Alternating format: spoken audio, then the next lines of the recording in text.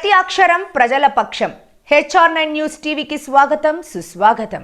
తెలంగాణ రాష్ట్ర రెవెన్యూ గృహ నిర్మాణం సమాచార శాఖల మంత్రివర్యులు పొంగులేటి శ్రీనివాసరెడ్డి, ఖమ్మం పార్లమెంటు సభ్యులు రామసాహెం రఘురాంరెడ్డి, రాష్ట్ర ఇరిగేషన్ డెవలప్మెంట్ కార్పొరేషన్ చైర్మన్ మువ్వా విజయబాబు, స్థానిక ఎమ్మెల్యే జారే ఆదినారాయణ నియోజకవర్గంలో విస్తృతంగా పర్యటించి దమ్మపేట ఎంపీడీఓ కార్యాలయంలో త్వరలో రాష్ట్ర వ్యాప్తంగా నిర్మించబోయే ఇందిరమ్మ ఇండ్లకు సంబంధించిన మోడల్ హౌస్ నిర్మాణ పనులను ప్రారంభించారు. ఈ సందర్భంగా మంత్రి పొంగులేటి శ్రీనివాసరెడ్డి మాట్లాడుతూ తెలంగాణ రాష్ట్ర వ్యాప్తంగా మొదటి విడతలో 4,50,000 ఇండ్లు ఈ సంక్రాంతి నుంచి ప్రారంభించి పేద ప్రజలకు కానుకగా ఇస్తామన్నారు. అందులో భాగంగా ప్రతి నియోజకవర్గానికి 3,500 ఇండ్లు కేటాయించామని, స్థానిక ఎమ్మెల్యే జారే ఆదినారాయణ అభ్యర్థన మేరకు ఈ గిరిజన నియోజకవర్గానికి అదనంగా మరికొన్ని ఇందిరమ్మ ఇండ్లు కేటాయించడానికి ఆలోచన చేస్తున్నామన్నారు. అదనంగా ఇండ్లు కేటాయించే విషయంలో ప్రభుత్వం నిర్ణయం తీసుకుని తప్పకుండా ఎమ్మెల్యే అభ్యర్థనకు అనుగుణంగా ఇండ్లు కేటాయించి ఏజెన్సీ ప్రాంతానికి లబ్ధి చేకూరుస్తామన్నారు.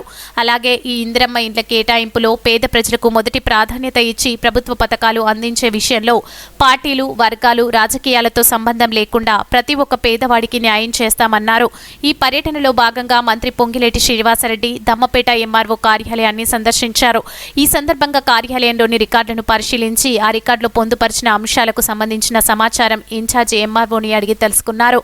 ఆ రికార్డుల ఆధారంగా బాధితులకు ఫోన్ చేసి కార్యాలయంలో అందుతున్న సేవలపై ఆరా తీశారు.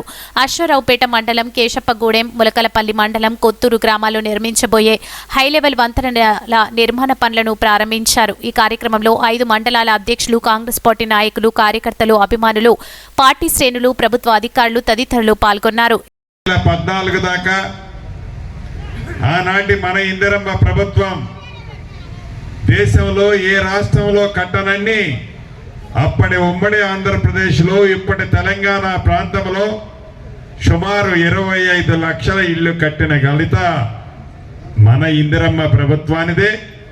మళ్ళీ దాన్ని తిరగరాసే విధంగా ఈ రాబోయే 4 సంవత్సరాలలో 20 లక్షల ఇళ్లు తగ్గకుండా కట్టాలని ఒక దృఢ సంకల్పంతో, మంచి ఆలోచనతో ఇందాక మిత్రులు ఆదినారాయణ గారు చెప్పినట్టు మారుమూల ప్రాంతాలు సైతం, తండాలు, గూడాలు సైతం ఏ పేదవాడైతే ఇల్లు కోరుకుంటున్నాడో అర్హులైన ప్రతి పేదవాడికి ఇందిరమ్మ ఇల్లు ఇచ్చే కార్యక్రమాన్ని శ్రీకారం చుట్టి ఇప్పటికే ఆనాడు మన ఇందిరమ్మ ప్రభుత్వం వచ్చిన మొదటి రోజుల్లోనే పేదవాళ్ళకి ఏం అవసరం ఉందో అధికారులే మీ ఇంటి దగ్గరకు వచ్చి ఆనాడు అప్లికేషన్లు తీసుకోవడం జరిగింది. దాంట్లో 80 లక్షల ఇల్లు కావాలని అడిగారు తెలంగాణ రాష్ట్ర వ్యాప్తంగా. ఈ 80 లక్షల మందిలో ఎవరు అర్హులు ఉన్నారో తెలుసుకోవడం కోసం ఒక యాప్ను డెవలప్ చేసి 10 రోజుల క్రితం మీ దగ్గరకు పంపించడం జరిగింది. ఇప్పటికి రాష్ట్ర వ్యాప్తంగా సుమారు 40 లక్షల మంది పైగా పేదవాళ్ల ఇల్లు ఈ యాప్ ద్వారా పూర్తిగా రికార్డు చేసుకోవటం జరిగింది.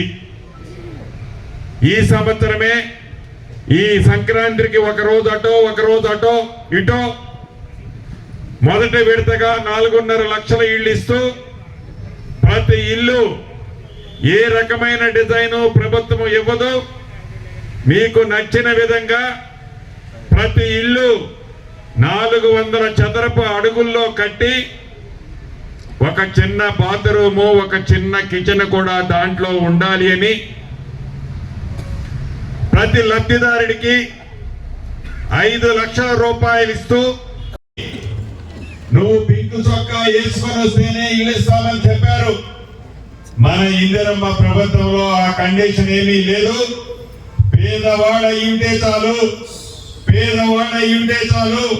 నీది ఏ కులం, ఏ మతం, ఏ ప్రాంతం అని అడగము. పేదవాడికి నీ కులము ఏమీ అవసరం లేకుండానే నువ్వు ఇల్లు ఇచ్చిన తర్వాత ఇందిరమ్మ పార్టీకి ఓటేస్తావా అని కూడా అడగం. పేదవాడికి ఇల్లు ఇవ్వడమే మన ఇందిరమ్మ ప్రభుత్వం యొక్క లక్ష్యం.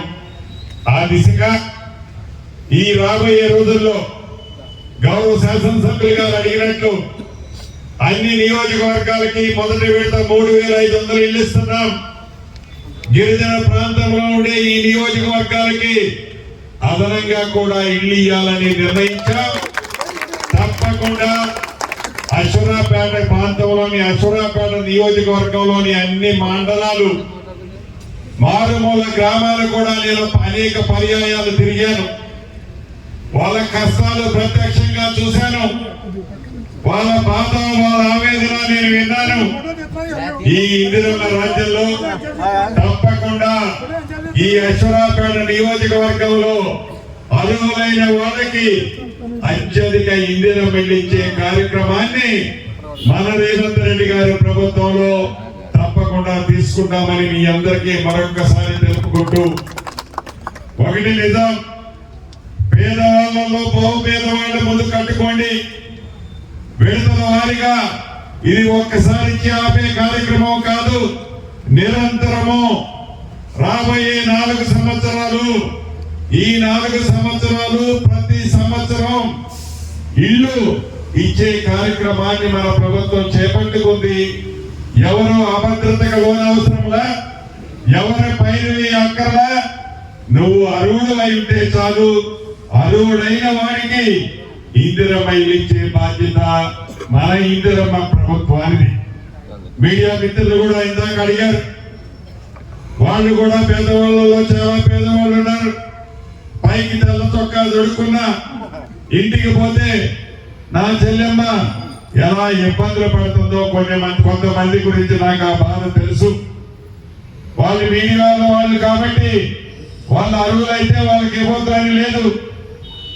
మీడియా వాళ్ళైనా కూడా అర్హులు